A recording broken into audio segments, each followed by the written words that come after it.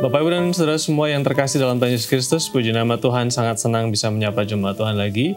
Kami selalu berdoa di dalam kesempatan seperti ini, kiranya Bapak Ibu di dalam kemurahan, di dalam kasih dan anugerah Tuhan.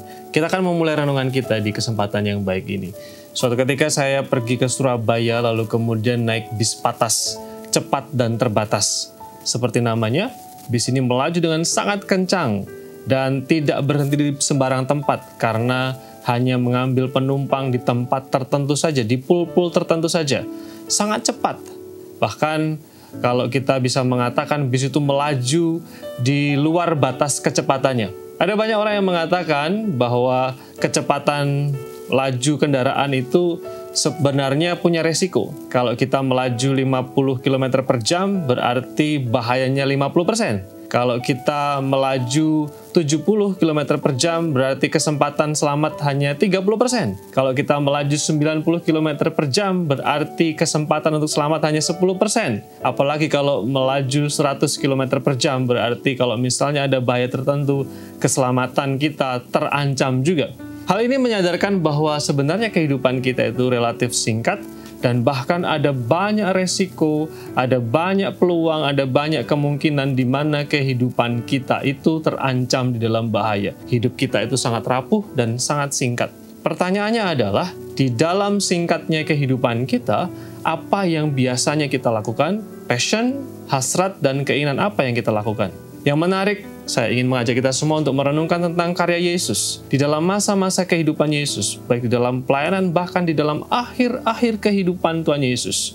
Perhatikan apa yang firman Tuhan katakan, bagaimana tentang hasrat dan kehidupan Tuhan Yesus selama dia melayani di bumi.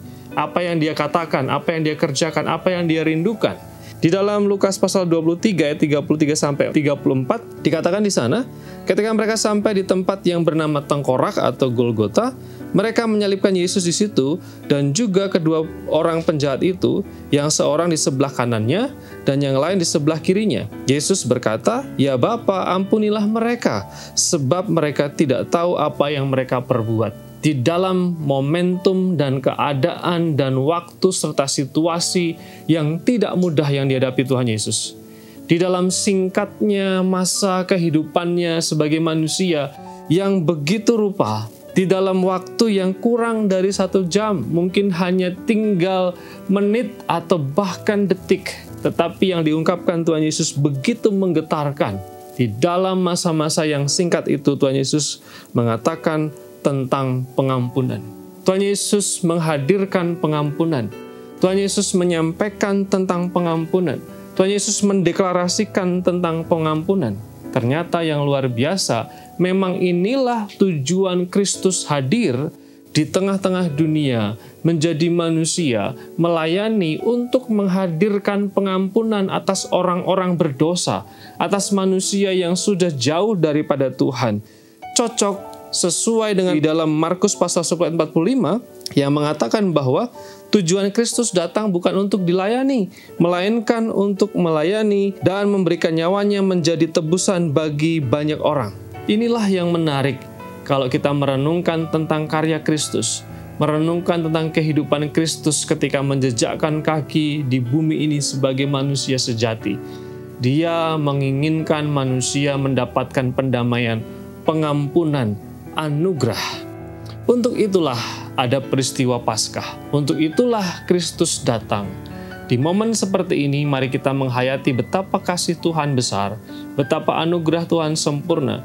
Bahkan kerinduan Tuhan adalah setiap kita, saya dan saudara, setiap orang berdosa mengecap, mengalami, menikmati pengampunan yang daripada Tuhan. Kalau saudara belum menemukan pengampunan itu, kalau saudara belum meyakini bahwa Tuhan mampu mengampuni saudara, ini waktunya datang, minta ampun dan bertobat. Atau kalau saudara sudah mengalami pengampunan itu, berita anugerah itu, bersyukurlah sebab Tuhan mengasihi saudara. Mari kita berdoa. Terima kasih, bersyukur untuk kemurahan-Mu. Di hari yang baru ini kami datang dengan pujian dan pengagungan kami. Terima kasih atas karya Kristus yang sempurna, yang hadir untuk mendatangkan pengampunan bagi kami manusia berdosa. Anugerah berkat Tuhan atas kami semua di sepanjang hari ini. Dalam nama Tuhan Yesus kami berdoa. Amin.